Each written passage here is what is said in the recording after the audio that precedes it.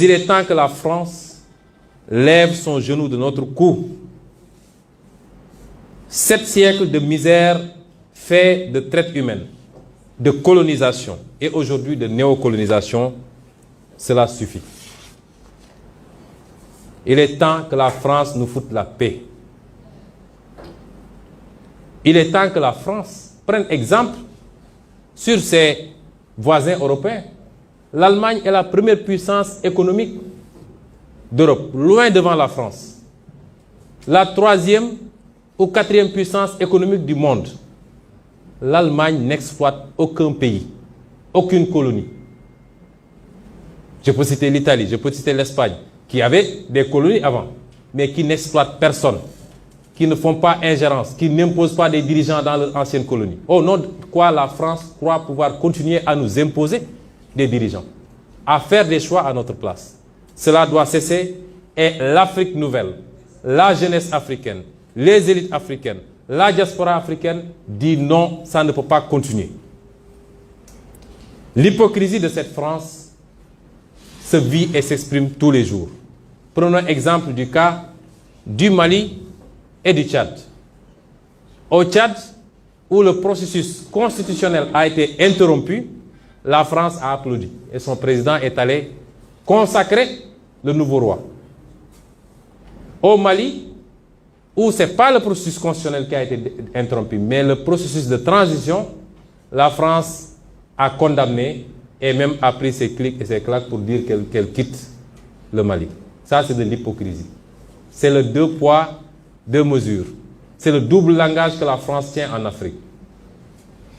Quand on a interrogé M. Jean-Yves Le Drian sur la situation en Côte d'Ivoire, pourquoi la France a laissé faire un 3e mandat, il a dit simplement pourquoi il l'a accepté pour Ouattara et pourquoi elle le refuse pour la Biélorussie. Puisque la France a condamné en Biélorussie, a même poussé l'Union européenne à condamner.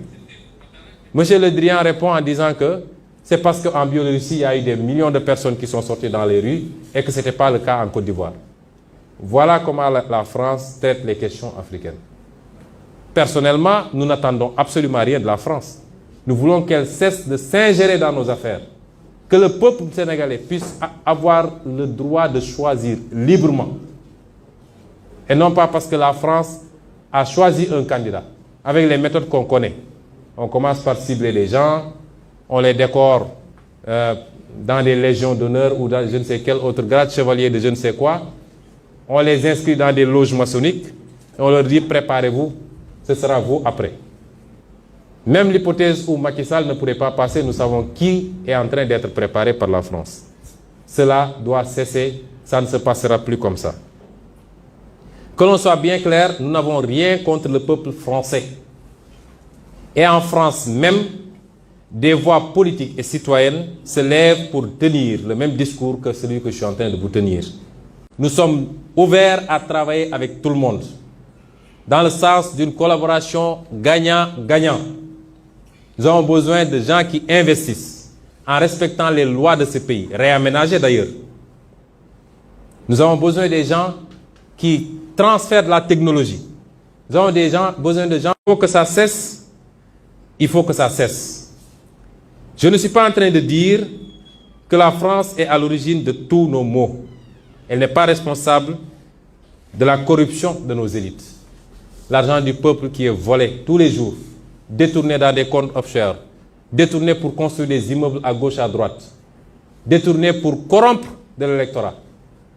C'est ça, la France n'en est pas responsable. Même si son attitude complaisante peut y jouer pour quelque chose.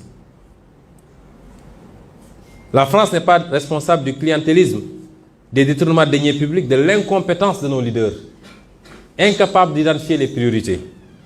Elle n'est pas responsable forcément du bradage de nos ressources, même si elle en bénéficie très largement. Tout ça est de la responsabilité de nos dirigeants, incompétents, incapables et qui ne sont pas des patriotes du tout. Nous disons à la France d'écouter ces voix qui lui parlent de notre schéma, d'une autre collaboration entre l'Afrique et la France. Beaucoup plus juste, beaucoup plus équitable, mais beaucoup plus durable. Si elle sait l'écouter, je crois que nous aurons de beaux jours devant nous dans le cadre de la collaboration. S'il ne sait pas l'écouter, pensant pouvoir continuer à fonctionner comme du temps de nos grands-papas, cette jeunesse africaine ne l'accepte plus. Il faut que la France se prépare à une rupture définitive et à quitter l'Afrique. Parce que l'Afrique appartient aux Africains, elle n'appartient pas à la France. Elle n'appartient à personne d'autre, ni la Chine, ni les États-Unis, ni personne. Et les Africains veulent prendre le destin en main enfin.